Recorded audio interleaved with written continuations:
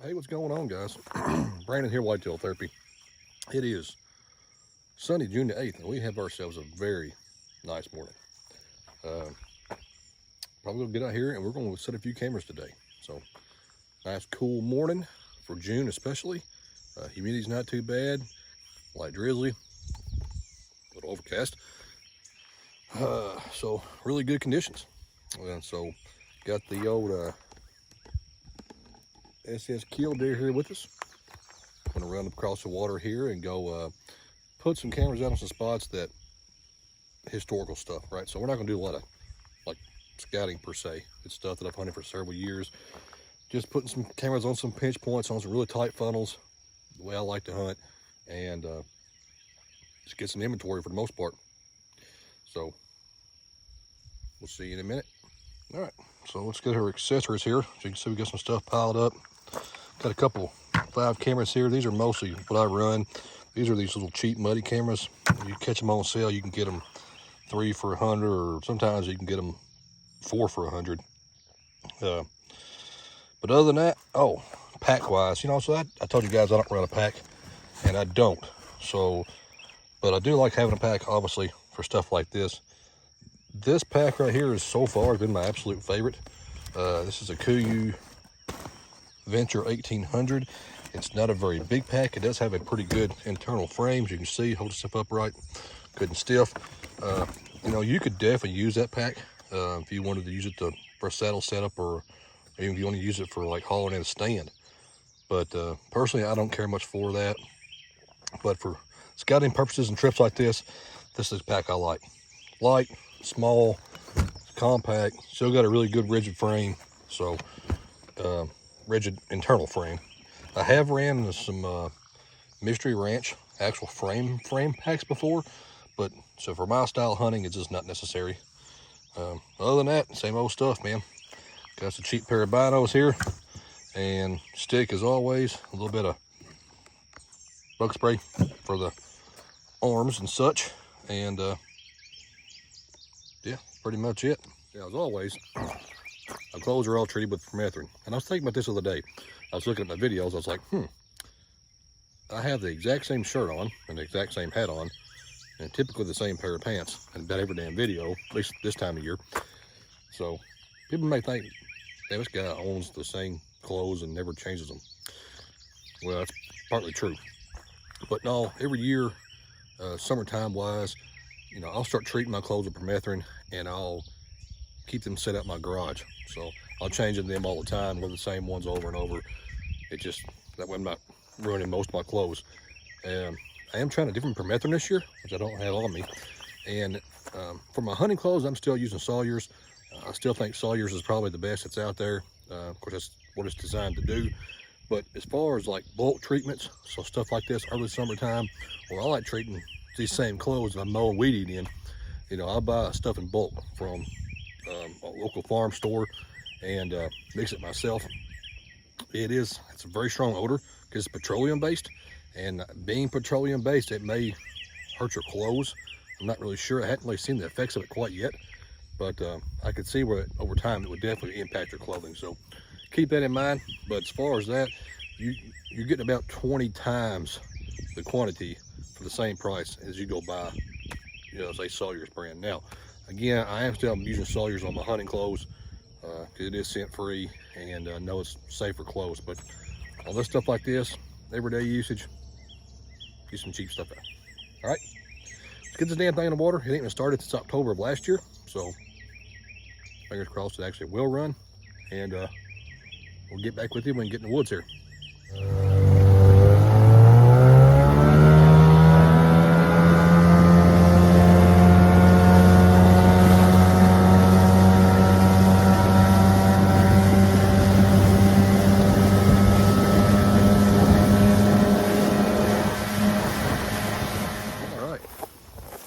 We're here.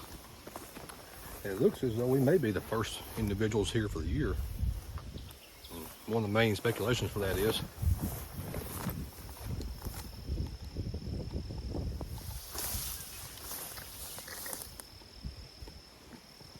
look at those beds. Right there. Right back That's right off the water's edge, right where I park my boat, which is where probably anybody would be parking their boat probably through most of the season, especially right now because it's so damn thick, as you can see. That spot I parked was a super easy walk-up spot. So, also didn't see any boot tracks right there in the mud, which would lead me to believe the same thing. So, we're going to walk back here to the back corner of this, the furthest spot back that we plan on putting the camera. And I hope that it's not too wet. We've had a very, very wet spring. This is a river bottom unit, and it floods really bad. So it's really, really possible that there may still be some water down in there. Or if there's not, it may just be so damn muddy, or has been so wet the deer hadn't got down in there yet. I don't know what these things right here are called. Little purple flower looking things, but those are spiny. Sharp as hell. Anyway, so we're gonna venture back here and we'll get back with you shortly.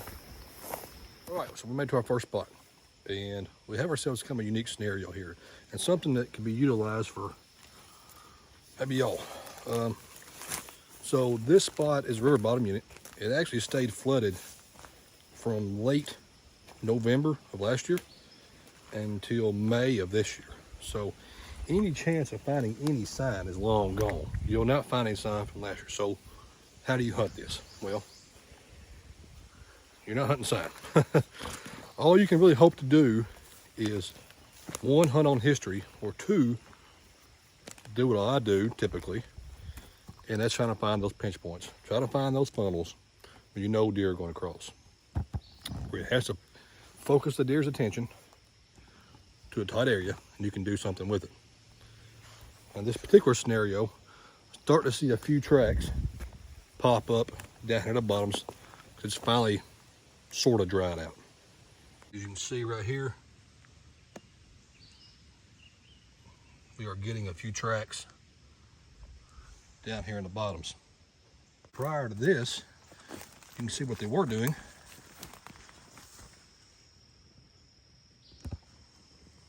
They were side hill and high ground,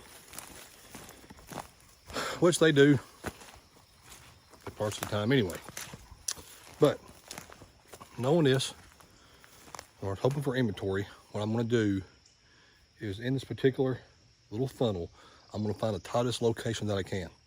I'm going to hang a camera up just solely for inventory purposes, and maybe we can get a deer on camera, and that's the goal, right? So this is my goal for all my summer scouting. I'm not really in here pushing deep into measured bedding areas, bumping bucks.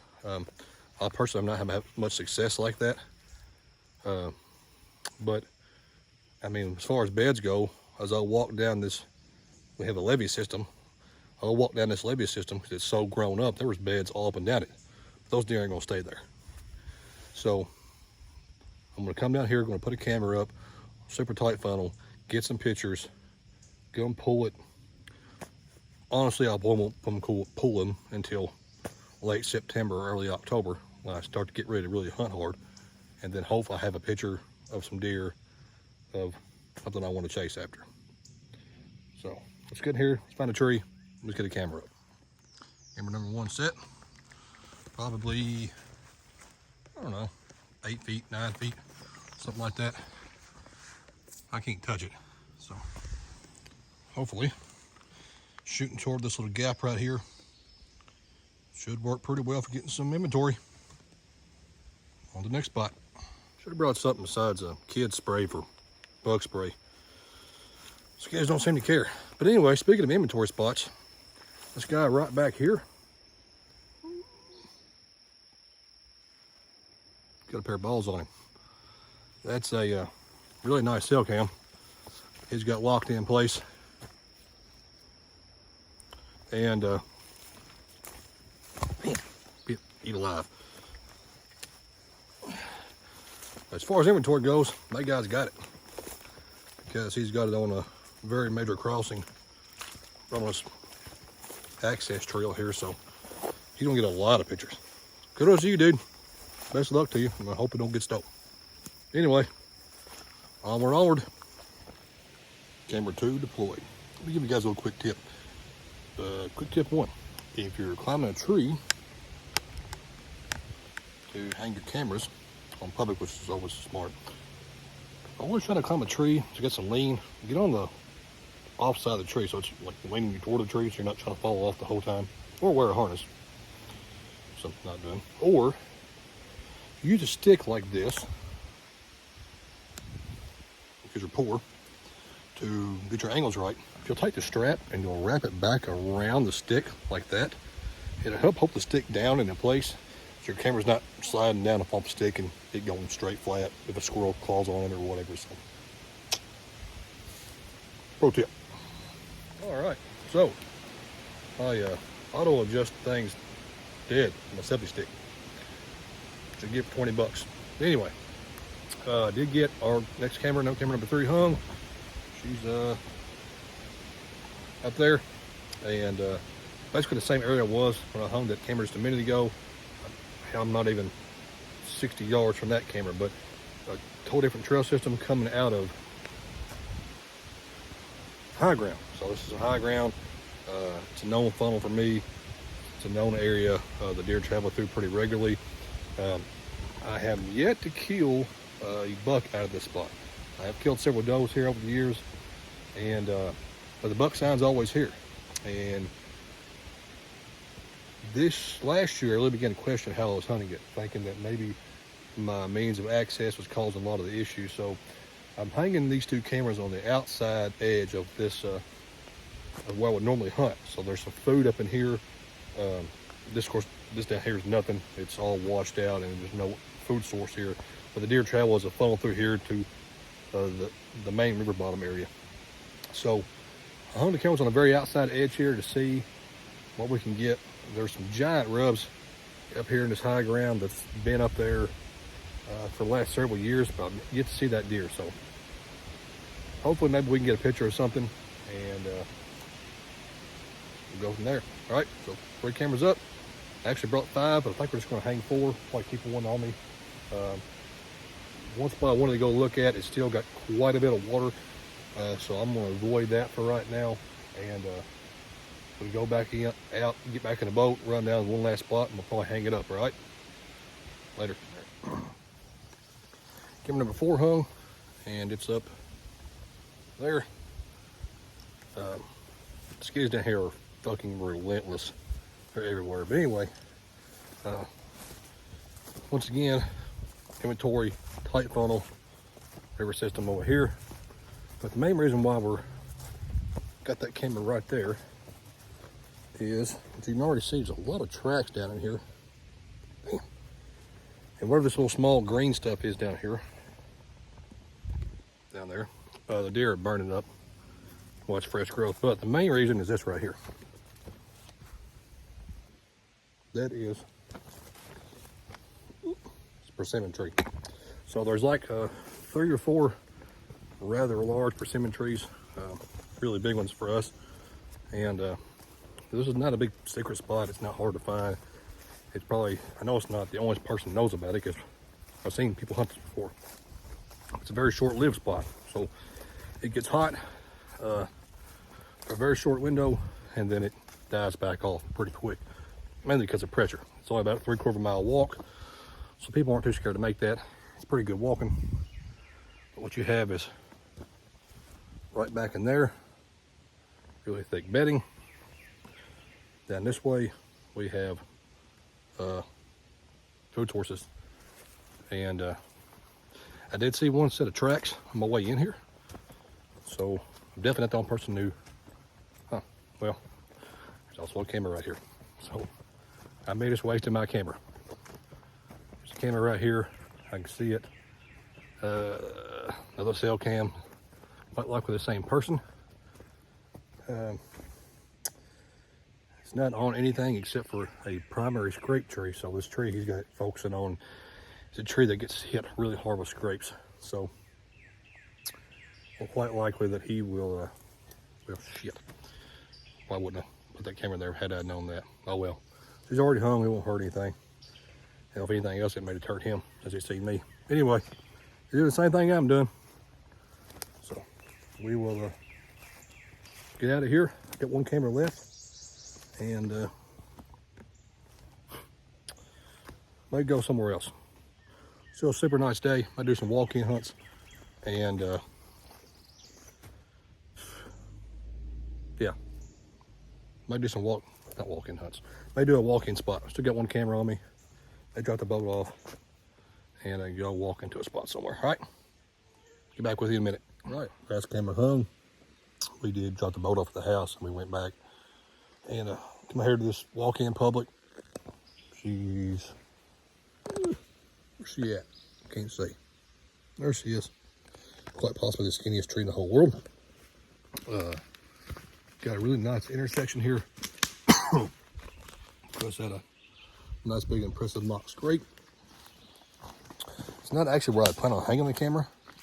I plan on hanging the camera about another 150 yards back closer to the truck. Actually, there is a little bitty oak point that I found last year and was real successful. Had a lot of deer, saw a lot of deer, tons of deer on camera. And but I felt like the deer were getting to me just a hair too late. That's why I couldn't get on a buck. And so anyway, I walked in about 100 yards past that to good intersection crossing that's got it back early. Actually, I found it last year. Never did hunt it, but I scouted it again this spring. Probably my first trip of the year. Just to verify the intersection. It's actually you got a crossing between two big bridge systems here, real steep bridges. But there's a really old logging road or something on the ridge behind me. And then this was an old power line at one time that you can't even, it's long gone. But there's actually a natural land bridge between these two ridge systems. And you can't see it on a map, which makes it really nice. Can't do that. So, put a camera on that, on the other side. And we walked through the ridge system here, where we had hunted early in the year, last year. Of course, the sign's still really good.